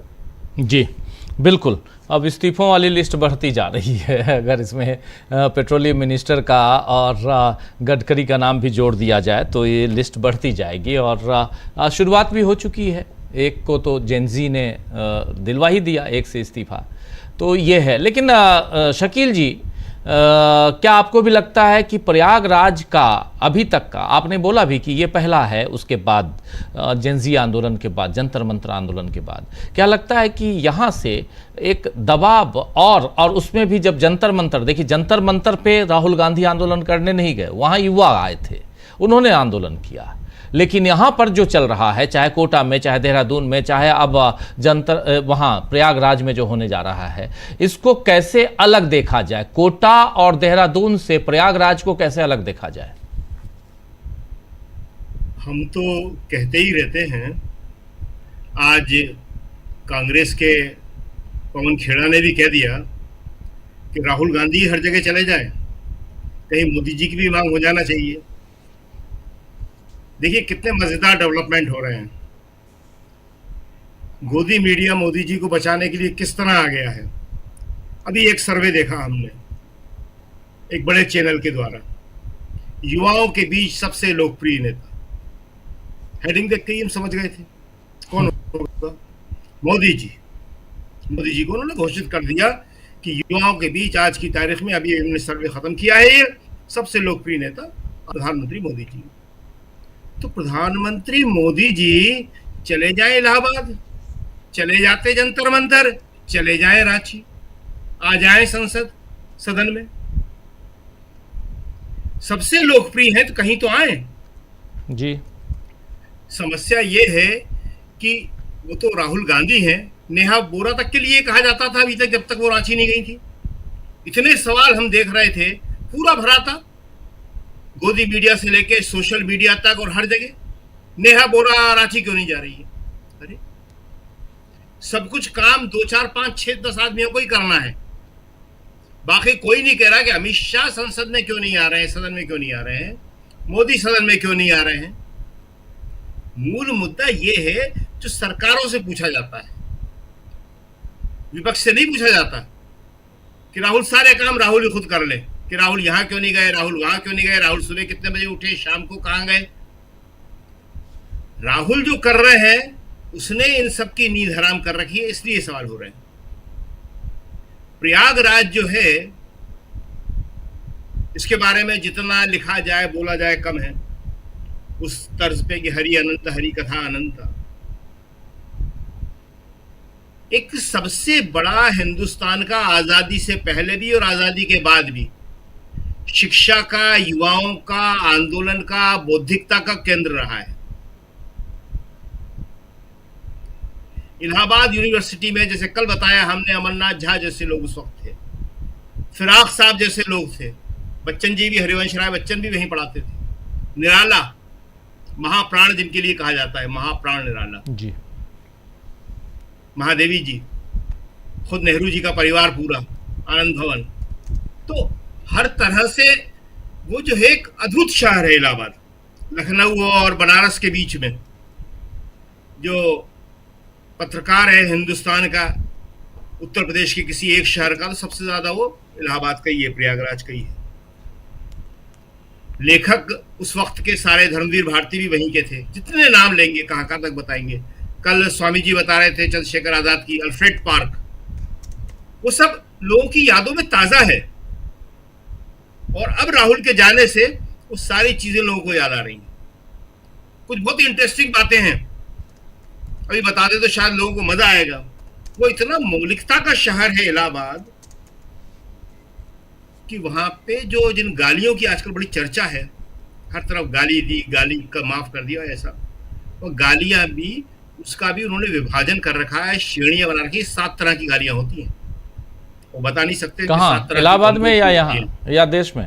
इलाहाबाद में। इलाहाबाद में, अच्छा। इलाहाबाद में 7 तरह की गालियां, मतलब 7 खंडों की गालियों का विभाजन उन्होंने कर रखा है। अच्छा, कि तुम गाली भी दे रहे हो तो क्या गाली दे रहे हो, ये तो इस श्रेणी की, मतलब सॉफ्ट गाली, थोड़ा सा मीडियम टाइप की गाली, फिर हार्ड, फिर सुपर हार्ड, इस टाइप से। सुपर हार्ड, और किस पे कौन सी लागू होती है, किस पे कौन सी लागू होती है, पॉलिटिशियंस पे क्या लागू होती है। तो वेरी इंटरेस्टिंग शहर है वो, हिंदुस्तान का, सिर्फ यूपी का ही हम नहीं कहेंगे। जिन्होंने भी देखा है, सभी लोगों ने देखा होगा, देखा और उसको अनुभव किया होगा। अनुभव करना बहुत बड़ी बात होती है, क्योंकि उसका संबंध साहित्य से बहुत ज्यादा रहा है, तो इसलिए साहित्य से जुड़े लोगों के लिए वो शहर अपने आप में एक बड़ा अनोखी महत्व रखता है। जहां फिराक ने कहा था कि इलाहाबाद में ही नहीं, पूरे हिंदुस्तान में सिर्फ 2.5 लोग ही अंग्रेजी जानते हैं। नेहरू के वहां दोस्त थे फिराक और निराला जैसे लोग, जो नेहरू जी से कुछ भी कह सकते थे। खैर वो सारी बातें, तो इसलिए इलाहाबाद का महत्व बहुत है, प्रयागराज का महत्व बहुत है। इसीलिए सरकार घबराई हुई थी कि अगर इलाहाबाद में राहुल गांधी आते हैं तो आंदोलन और छात्र सम्मेलन तो सफल होना ही होना है, वो तो हो गई। फिर उसका प्रभाव किस तरह पूरा देशव्यापी होता है, ये है। क्योंकि राहुल के सवाल जो है समग्रता में है, पूरे के पूरे शिक्षा व्यवस्था को लेके। उसमें सबसे खास बात है शिक्षा का निजीकरण। इतनी महंगी शिक्षा कर दी है, जो हम बार बार इस बात को कहते हैं, लिखते भी हैं, कि इलाहाबाद और उसके आसपास के लोग मध्य प्रदेश से ही पढ़ने आते हैं वहां पे। अर्जुन सिंह, ये तो पूरे देश में है ना, निजीकरण तो पूरे देश में है, परेशान तो पूरे देश है। तो वहां पे वही बता रहे हैं हम कि दिल्ली के छात्र के ऊपर, बंबई के छात्र के ऊपर खर्चे का उतना असर नहीं पड़ता जितना इलाहाबाद के और पटना के छात्र में पड़ता है। ये फर्क को समझना पड़ेगा थोड़ा सा। निजीकरण हर जगह, इसको हम थोड़ा सा जनरलाइज नहीं कर पाएंगे। वहां की आर्थिक स्थितियां क्या है इलाहाबाद और उसके आसपास के इलाकों की? वहां गरीबी ज्यादा है। हमने इसलिए बनारस का जिक्र किया, बनारस और ज्यादा पूर्वांचल की तरफ चला जाता है और ज्यादा गरीबी है वहां पे। तो वहां के जो बच्चे आते हैं वो, जैसा कि हमने बताया कि कमरे, सस्ते कमरे लेके, घर से अनाज की बोरी लेके, सत्तू खा के, वो इस तरह से अपनी गुजर बसर करते हैं। वो लोग जिन्होंने देखा उनको सब मालूम है, पटना भी देखा होगा लोगों ने, पटना भी करीब वैसे ही है, इलाहाबाद भी वैसे ही है। बहुत ही मुश्किलों में अपनी जिंदगी बिताते हैं, लेकिन अच्छी तैयारी करते हैं और सबसे ज्यादा प्रतियोगी परीक्षाओं में वो क्रैक करते हैं। तो इसलिए प्रयागराज का महत्व बहुत ज्यादा है। और राहुल कल वहां जा ही रहे हैं, वैसे भी जाते, अनुमति देते अच्छी बात है, नहीं देते तब भी राहुल जाते। राहुल को हाथरस ने जाने दिया था 2 बार, राहुल गए, रोका राहुल गए। तो राहुल इनके रोके से रुकने वाले नहीं है। तो अब वहां से ये जो आंदोलन है ये पूरा देशव्यापी एक नया रूप लेगा। और जहां तक ये इस्तीफों की बात हो रही है गडकरी जी के और हरदीप पुरी के इस्तीफा, तो अब वो जो है सीधा सीधा गृह मंत्री का मांग रहे हैं। और गृह मंत्री के इस्तीफे में सबके इस्तीफे छुपे हुए हैं। अमित शाह के इस्तीफे का मतलब है सबका इस्तीफा हो जाना, इस सरकार का इकबाल पूरी तरह ध्वस्त हो जाना। जी जी जी, बिल्कुल बिल्कुल। स्वामी जी हमारे साथ बने हुए हैं, स्वामी जी जी शायद नहीं हैं, जरा अमलेंदु जी, हाँ स्वामी जी अभी नहीं हैं, लेकिन अमलेंदु जी चर्चा जो हम लोग कर रहे हैं बहुत महत्वपूर्ण, और इसमें एक बात जो इलाहाबाद राहुल गांधी के एंगल से अभी बहुत शानदार ढंग से बताया शकील जी ने, लेकिन ज़रा मैं ये जेनजी और छात्रों के एंगल से समझना चाहता हूँ कि उस एंगल से ये इलाहाबाद का कार्यक्रम राहुल गांधी का ये कितना इम्पॉर्टेंट है अब, जबकि ऑलरेडी जंतर मंतर ख़त्म हो चुका है और एक आंदोलन जिस भी ढंग का हो रांची में चल रहा है। देश के छात्र युवा आंदोलित हैं और उनका आंदोलन किस ढंग का है वो हम लोगों ने देखा। गालियों के 7 प्रकार बता रहे थे हमारे साथी शकील जी, उनमें से कुछ प्रकार निकाल के प्रधानमंत्री और इस सत्ता के लिए छात्रों ने दिए, इस्तेमाल किया, ये सब हमने देखा है जंतर मंतर पे। तो अब यहाँ पर क्या एक खामोशी हमें नज़र आती है, या इस आंदोलन की शुरुआत या आंदोलन को और आगे बढ़ाते हुए राहुल गांधी नज़र आते हैं? अमलेंदु जी। देखिए राजीव जी, एक तो जंतर मंतर का जो आंदोलन शुरू हुआ उससे पहले राहुल गांधी छात्रों की गूंज अपना कार्यक्रम एक शुरू कर चुके थे और उसकी दिशा दूसरे तरीके की थी। वो उसको कह रहे थे नॉन पॉलिटिकल, हालांकि राजीव जी कोई पॉलिटिकल व्यक्ति जो है वो कितना भी नॉन पॉलिटिकल हो जाए वो रहेगा पॉलिटिकल ही। मतलब मित्र की शादी में जाएगा, किसी ऐसे कार्यक्रम में भी जाएगा तो भी उसका पॉलिटिकल कार्यक्रम ही होता है, हालांकि वो निजी कार्यक्रम होते हैं। तो इसलिए वो कितना भी कहें कि नॉन पॉलिटिकल कार्यक्रम है लेकिन वो रहेगा पॉलिटिकल ही।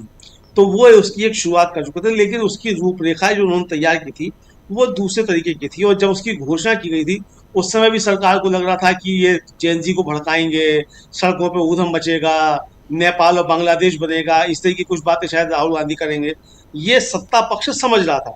लेकिन राहुल गांधी जब कोटा पहुंचे और उन्होंने जो उसकी रूपरेखा प्रस्तुत की, जो पहला छात्र गूंज कार्यक्रम हुआ, उससे एक चीज समझ में आई कि ये दूसरे तरीके का एक कार्यक्रम है। तो उसके जरिए वो पहले जागरूकता पैदा कर रहे हैं और सरकार की नीतियां जो हैं उनको वो उघाड़ रहे हैं एक तरीके से, और जो नई पीढ़ी है उसको बता रहे हैं कि तुम्हारी समस्याओं की जड़ इस सरकार की शिक्षा नीति, इस सरकार की आर्थिक नीतियां हैं, सारी समस्याओं की जड़ ये है। पेपर लीक भी अगर हो रहा है तो वो पेपर लीक भी इस सरकार की नीतियों की वजह से हो रहा है, क्योंकि ये सरकार जो है वो पेपर लीक कराती है। इसका सिस्टम जो है, जिसको मोदी जी सिस्टम कहते हैं, वो सिस्टम ही ये पेपर लीक कराता है। तो जो दोषी है वो दोषी कौन है? वो दोषी नरेंद्र मोदी का सिस्टम है जो 12 सालों से उन्होंने बनाया है, जो आरएसएस के दिशा निर्देशन पे चल रहा है, जिसको मोहन भागवत छिपाने की कोशिश कल कर रहे थे। तो उस आरएसएस का बनाया हुआ सिस्टम जो है, सारी समस्याओं की जड़ ये सिस्टम है। जंतर मंतर का आंदोलन राजीव जी एक धर्मेंद्र प्रधान के इस्तीफे की मांग से शुरू हुआ और फिर उसके अंदर बहुत सारी मांग जुड़ती चली गई और फिर जो छात्र आए उन्हें भी नहीं मालूम था कि उनकी मांग क्या है। बस आए थे कि अब जाकर धर्मेंद्र प्रधान का इस्तीफा हो जाएगा, और चूंकि हमारे साथ जो छात्र हैं उनकी वहां पिटाई हुई है और सोनम वांगचुक को उठा के जो है पुलिस ने बराबर अत्याचार किया है, तो उसका विरोध जताने के लिए आए थे। यानी जो आए थे राजीव जी, उनको भी नहीं मालूम था कि वो जो है किस लिए आ रहे हैं, सिर्फ सरकार के खिलाफ अपनी नाराजगी प्रकट करने के लिए वो आ रहे थे। लेकिन राहुल गांधी जो कर रहे हैं राजीव जी, उनकी दिशा भी तय है, उनका ब्लूप्रिंट तैयार है। अच्छी बात यह है कि राजीव जी जो जंतर मंतर का आंदोलन था, अगर आपको याद हो धर्मेंद्र प्रधान का इस्तीफा कैसे होता है, पहले तो ये लोग जाके वार्ता करके चले आते हैं सीजेपी वाले, और नड्डा साहब बताते हैं कि उनको तो मालूम ही नहीं है। शाम के 4 बजे जो है 35 दिन के बाद उनको 20 जुलाई को मालूम पड़ता है कि कोई लोग आमरण अनशन पे भी बैठे हैं और कोई प्रदर्शन भी चल रहा है, उनकी कुछ मांगे भी हैं। लेकिन राजीव जी जब सुबह के समय नेहा बोरा, दानिश और अंजलि के साथ राहुल गांधी की प्रेस कॉन्फ्रेंस होती है, उसी के बाद समझ में आ जाता है कि अब मामला दूसरी तरफ जा चुका है। उससे पहले राहुल गांधी प्रधानमंत्री के घर तक पहुंच जाते हैं। राहुल गांधी जनता मंत्र जाए या नहीं जाए राजीव जी, लेकिन आंदोलन में जान जो पड़ती है 20 जुलाई के बाद, वो जान पड़ती है जब राहुल गांधी 7 लोक कल्याण मार्ग पहुंच जाते हैं और प्रधानमंत्री के घर के बाहर जाकर बैठ जाते हैं। और उसके बाद जब नेहा बोरा के साथ उनकी प्रेस कॉन्फ्रेंस होती है, तो सरकार को भी संदेश चला जाता है कि अगर तुम इन नौसिखिए बच्चों से जो वार्ता करने जा रहे हैं, जिनको राजनीति की समझ नहीं है और इन्हें ये भी नहीं मालूम कि किस सरकार से बात कर रहे हैं, कितने धूर्त लोगों से बात कर रहे हैं, तुम अगर इनको मैनिपुलेट करने की कोशिश करोगे तो दूसरा मोर्चा तैयार है। और जैसे ही संदेश गया राजीव जी, वैसे ही कांग्रेस जनता पार्टी ने भी स्पष्ट किया कि शाम की वार्ता हमारी जो 3:30 बजे है, उसका कोई मतलब नहीं है अगर धर्मेंद्र प्रधान का इस्तीफा नहीं हो जाता है, और फिर उसके बाद धर्मेंद्र प्रधान का इस्तीफा होता है। तो राजीव जी ये आंदोलन में जान भी तभी पड़ी, और ये बिल्कुल राजीव जी कितने भी नॉन पॉलिटिकल हो जाए आंदोलन, जब तक कि उनको कोई पॉलिटिकल दिशा नहीं मिलती है तब तक वो दिशाहीन रहते हैं। और इस आंदोलन की खासियत यह रही कि भले ही ये नॉन पॉलिटिकल आंदोलन शुरू हुआ, लेकिन इसको राजनीतिक दिशा मिली, और राजनीतिक दिशा देने वाले AISF, SFI, KYS ये सब संगठन थे। बाद में उसमें NSUI, यूथ कांग्रेस और समाजवादी पार्टी, आम आदमी पार्टी और भीम आदमी पार्टी, इन सब का भी इसमें सब योगदान हो गया। तो अब जो राहुल गांधी राजीव जी कर रहे हैं, तो वो एक माहौल बना हुआ है, उस माहौल को और बढ़ाना है और इस सरकार की नीतियों को और ज्यादा लोगों को बताना है कि सिर्फ शिक्षा व्यवस्था को ही खराब नहीं कर रही है ये सरकार। अगर आपको रोजगार नहीं मिल रहा है तो उसके जड़ में भी इस सरकार की आर्थिक नीतियां हैं। इस सरकार ने जो नीतियां तैयार की हैं उनकी वजह से रोजगार खत्म हो रहे हैं, उनकी वजह से सरकारी संस्थान खत्म हो रहे हैं। अगर अकेले रेलवे में 5 से 7 लाख ग्रुप डी के पद खाली हैं और वो नौकरी खत्म होती चली जा रही हैं, आप राजीव जी जो रिटायरमेंट की आयु है 58 वर्ष से बढ़ाकर 60 कर देते हैं, 62 कर देते हैं, 65 कर देते हैं, तो इसके जरिए भी आप नौकरियां खत्म कर रहे हैं। तो ये सारी पॉलिसी तो राहुल गांधी इसी पर जाकर बात करेंगे कि जो व्यक्ति सरकार में आया, 2 करोड़ रोजगार हर वर्ष देने का वायदा करके आया, उसने कैसे हर साल जो है 10 लाख नौकरियां खत्म की हैं। क्योंकि ये राजीव जी हमारा नहीं, ये सरकारी जो तमाम डाटा है वही बताते हैं कि हर साल लगभग 10 लाख सरकारी नौकरियां खत्म हो रही हैं। तो राहुल गांधी सब कुछ डाटा के साथ बताएंगे, और जब ये डाटा के साथ आएगा तो एक और गुस्सा छात्रों के अंदर और युवाओं के अंदर बढ़ेगा कि आप तैयारी करने के लिए आते हैं, जैसे शकील जी बता रहे थे, हम लोगों ने खुद देखा है राजीव जी कि किस तरीके से वहाँ छात्र रहते हैं और कमजोर घरों के आते हैं। सब तो वहाँ IAS बनने के लिए नहीं आते हैं, दरोगा बनने भी आते हैं, लेखपाल बनने भी आते हैं, SSC की भी तैयारी करने आते हैं, UPSC की तैयारी भी करने के लिए आते हैं। तो तमाम परीक्षाओं की तैयारी करने के लिए आते हैं कि सरकारी नौकरी में किसी भी तरीके से चले जाएं। लेकिन जब नौकरियां ही नहीं हैं तो आप तैयारी 5 साल कीजिए चाहे 50 साल कीजिए, बिल्कुल नतीजा क्या आएगा? और जो नौकरियां होंगी भी वो पेपर लीक करा दिए जाएंगे और उसमें आरक्षण खत्म कर दिया जाएगा। आरक्षण अगर मान भी लिया जाएगा तो ऐसे उसमें दांव पेश कर दिए जाएंगे कि मालूम पड़ेगा कि जो OBC और SC ST की जो सूची है वो जनरल से जो है ज्यादा पहुंच जाएगी। तो ये सारे जो घपले हैं, मुझे लगता है राहुल गांधी इन सबकी तरफ सिलसिलेवार बताएंगे। इसलिए राजीव जी जो इलाहाबाद से शुरू होगी चीज, अब जो होगा वो देश के अंदर एक व्यापक आंदोलन की शुरुआत होगी, क्योंकि सरकार की हर मुद्दे पर नीतियां सामने आ चुकी होंगी। राहुल गांधी पूरी तरीके से सरकार को बेनकाब कर चुके होंगे। मोदी जी के रात के 11 बजे या 12 बजे आकर रील बनाने से और खादी खरीद लो कि सिल्क खरीद लो, मोदी जी, आपको खादी और सिल्क बेचने के लिए प्रधानमंत्री नहीं चुना गया था, आपको रील बनाने के लिए प्रधानमंत्री नहीं चुना गया था, आपको प्रधानमंत्री चुना गया था कि आपने जो वायदे किए थे कि देश का विकास होगा, आप 2 करोड़ रोजगार हर साल देंगे, किसानों की आय दुगनी होगी, बुलेट ट्रेन चलेगी, 100 स्मार्ट सिटी होंगे, इन सब के लिए आपको प्रधानमंत्री चुना गया था। उनमें से क्या आपका 1% लक्ष्य भी पूरा हुआ है या माइनस में आप गए हैं? तो ये राजीव जी सारी जो सरकार की नीतियां, मुझे लगता है राहुल गांधी इसको लेकर आएंगे। और जाहिर सी बात है राजीव जी की जब छात्रों के सामने समस्याएं आएंगी, मालूम पड़ेगा कि भाई नौकरियों की आप तैयारी तो कर रहे हैं, लेकिन उन नौकरियों की तैयारी का नतीजा क्या निकलेगा, तो फिर एक राजीव जी आंदोलन और खड़ा होगा। तो इसलिए मुझे लगता है कि जो युवाओं का और जेन जी आप जिसको कह रहे हैं, जेन अल्फा कह रहे हैं, वो आंदोलन खत्म नहीं हुआ है, वो आंदोलन का अब स्वरूप जो है वो बदला हुआ हमको दिखाई देगा। और जाहिर सी बात है राजीव जी की जब आंदोलन युवाओं का उसका स्वरूप बदला हुआ दिखाई देगा, उसके राजनीति पर असर होंगे। और हमको दिखाई पड़ रहा है कि भागवत जी जब बात करते हैं बुलाकर जैन जी के साथ, तो सवाल भागवत जी से ही उल्टे होने लगते हैं।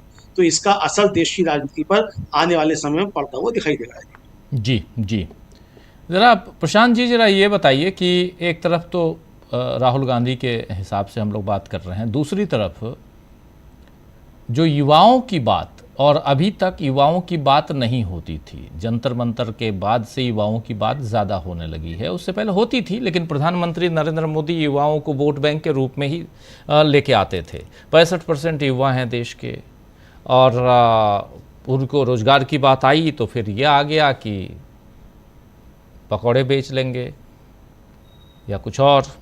मोहन भागवत ने भी जो कहा उसमें भी इन्होंने बताया युवाओं ने कि आप तो नौकरी नहीं दो, लेकिन बोलोगे आपकी खुद ही एंटरप्रेन्योरशिप कर लो, तो वो कहाँ से होगा। ये सारी बातें आई। युवाओं की जो चर्चा चल रही है, तो क्या अब देश की राजनीति में युवाओं के प्रभाव को हम ज़्यादा देखने वाले हैं आने वाले समय में? बिल्कुल, कल भी यही बात हम लोगों ने चर्चा की थी कि युवाओं का स्टेक होल्डिंग अगर 65% है तो उनकी बात भी तो होनी चाहिए। और इसमें अधिकांश युवा, मतलब 99% युवा मिडिल क्लास या गरीब परिवारों से आते हैं,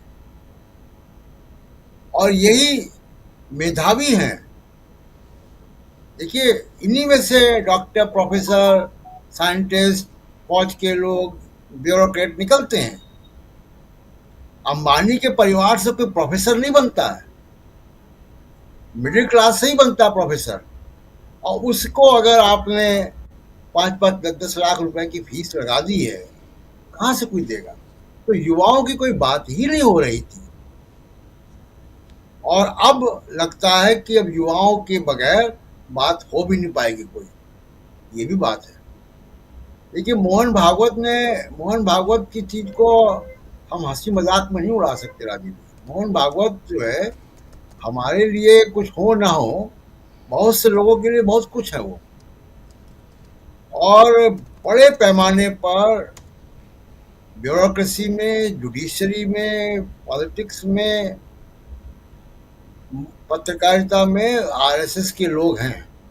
और ये जो आरएसएस के लोग होते हैं, जरूरी नहीं कि वो बीजेपी के प्रति लॉयल हों, उनकी लॉयल्टी आरएसएस के प्रति है। अब इस बात को समझिए कि आज मोहन भागवत ने सरकार को मझधार में छोड़ दिया।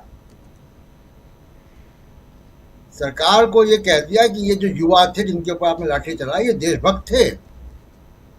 मतलब उन्होंने अपने काडर को, अपने समर्थकों को, जो ब्यूरोक्रेसी में है, जुडिशरी में है, जो पत्रकारिता में है, तो आम जगह पे है, उसको संदेश दे दिया कि वो सरकार के साथ नहीं है। इसका असर हम देखेंगे आने वाले वक्त में। ये उन्होंने बहुत जिसको कहें कि छुपे हुए तरीके से ये बात, संदेश अपने लोगों तक पहुंचा दिया है। ये इम्पोर्टेंट बात है। दूसरी बात, एक गोदी मीडिया की हो रही थी लोकप्रियता की मोदी जी की, अभी शक्ति जी बता रहे थे। हम तो रील्स देख रहे हैं और देख रहे हैं कि कितने लोकप्रिय हैं मोदी जी, बच्चों तक में लोकप्रिय हैं। साबुन का फेना लगा के, दाढ़ी सफेद करके, भौहें सफेद करके बच्चे रील बना रहे हैं जी, और क्या क्या बातें कर रहे हैं। लग रहा है कि लोकप्रियता। लेकिन देखिए, एक बड़ा समर्थक वर्ग मोदी जी का, एक बड़ा रॉकेट जो है उनका फेल हो गया है, वो है गोदी मीडिया। गोदी मीडिया को मोदी जी ने छोड़ दिया, वो चले गए इंस्टाग्राम पर रील बनाने। गोदी मीडिया भी इस लायक नहीं रहा। किसान आंदोलन शाहीन बाग के बाद, जंतर मंतर के बाद, कि जंतर मंतर पे अगर आप जाएंगे तो वहां पे आपको गोदी मीडिया की मजार मिलेगी। अब जी जी जी, किसी काम का नहीं गोदी मीडिया। जी तो बिल्कुल। गोदी मीडिया संकट में है, उनकी टीआरपी गिर रही है, रेवेन्यू गिर रही है। पिछले महीने ही एक बड़े गोदी मीडिया चैनल में बहुत नफरती प्रोग्राम बनाता है, सुबह शाम 120 लोगों को निकालना पड़ गया। अभी खबर आ रही है कि एक बड़े नफरती एंकर को हटा दिया गया, और भी कई लाइन में है। तो गोदी मीडिया में भी बड़ी हलचल है, और ये मोदी जी का एक बड़ा इंजन था जो फेल हो गया। तो अब मतलब अगर जहाज में 2 इंजन थे, उनके एक इंजन पे ही जहाज चल रहा है अभी। जी राजीव जी जी बिल्कुल। एक छोटा सा कमेंट चाहूँगा शकील जी, फिर हम चलेंगे और पॉडकास्ट देखेंगे, बहुत ही इम्पॉर्टेंट पॉडकास्ट। लेकिन ज़रा शकील जी, क्या आपको भी लगता है कि देश की सियासत अब युवाओं के आने वाले समय में युवाओं के इर्द गिर्द घूमती हुई नजर आएगी? ये मौजे हवादिस उनको भी 2-4 थपेड़े हल्के से, जो लोग अभी तक साहिल से तूफान का नजारा करते हैं। बाहर से बैठ के राहुल गांधी के बारे में जो लोग बहुत सारी बातें कर रहे थे, अब उनकी सलाह होगा कि राहुल गांधी या नेता प्रतिपक्ष या कांग्रेस या मुख्य विपक्षी दल क्या होता है। देखिए, राजनीति भी क्रिकेट की तरह होती है। बैट्समैन जो खेलता है, क्रीज पे होता है, उसे मालूम होता है कि कौन सी बॉल पे कौन सा शॉट लेना होता है। बाहर बैठे लोग, इस पे छक्का लग सकता था, ये तो चौका मार देता, टीवी पे और स्टेडियम में भी जो होते हैं। लेकिन बैट्समैन टीम को जिता के लाता है अपनी तरीके से खेल के। राहुल गांधी वही काम कर रहे हैं। उनके सामने अब स्पष्ट लक्ष्य है, और राहुल ने कह भी दिया कि मोदी जी आपको जाना होगा। इतने स्पष्ट शब्दों में कहा कि उसको लेके किसी को संदेह नहीं होना चाहिए कि 1 साल के अंदर अब आप चले जाएंगे, आपको जाना होगा। और राहुल जो है अब उसी की लड़ाई लड़ रहे हैं। छात्र आंदोलन एक बहुत बड़ी ताकत है। छात्रों ने हमेशा एक नई दिशा दी है। नई पीढ़ी जो होती है वो नए विचारों के साथ होती है, और इस पीढ़ी में वो सारी बातें हैं। वहाँ उसने जंतर मंतर पे जात पात नहीं आने दी, धर्म नहीं आने दिया, महिला समानता की बात थी। और यही वो आधुनिक और वैज्ञानिक मूल्य हैं जिनकी हिमायत कांग्रेस हमेशा से करती है। नेहरू की सबसे बड़ी बात क्या थी? Scientific temper. अगर एक शब्द नेहरू के बारे में कहना हो तो बात है नेहरू की साइंटिफिक टेम्पर। और अगर एक बात कहना हो कि नेहरू का इतना विरोध क्यों, कांग्रेस के इतने नेता हुए, सबसे ज्यादा विरोध नेहरू का क्यों? इसलिए कि साइंटिफिक टेम्पर। और वही चीज आज की नई पीढ़ी में अगर दिखती है तो फिर मोदी जी के लिए बहुत मुश्किल है। तो ये जो युवा शक्ति है ये लगातार तेजी के साथ बढ़ रही है। मोदी जी लगातार जो है पीछे की तरफ हट रहे हैं। सदन में नहीं आना बहुत बड़ी बात है, ये छोटी बात नहीं है। पिछली बार उन्होंने कहा कि मुझे डर है, सदन के अंदर डर है, और अब वो और उनके गृह मंत्री हैं वो दोनों के दोनों नहीं आ रहे हैं। तो देखिए अभी राजनीति कितनी करवटें बदलेगी, लेकिन वो जितनी भी करवटें बदलेगी वो सारी की सारी प्रो जनता होंगी, अब प्रो पीपुल होंगी। अब वो जनता की तरफ जाने वाली होगी, वो बातों की नहीं होगी कि बातें करके हम कुछ भी हासिल कर सकते हैं। इसलिए मोदी जी को और अमित शाह को अब नए नए मोर्चों पे मुश्किलों का सामना करना पड़ रहा है। बिल्कुल आप सही कह रहे हैं। बहुत बहुत शुक्रिया शकील जी, बहुत शुक्रिया प्रशांत जी, बहुत बहुत शुक्रिया अमलेंदु जी, और साथ में जुड़े थे प्रोफेसर अखिल स्वामी जी।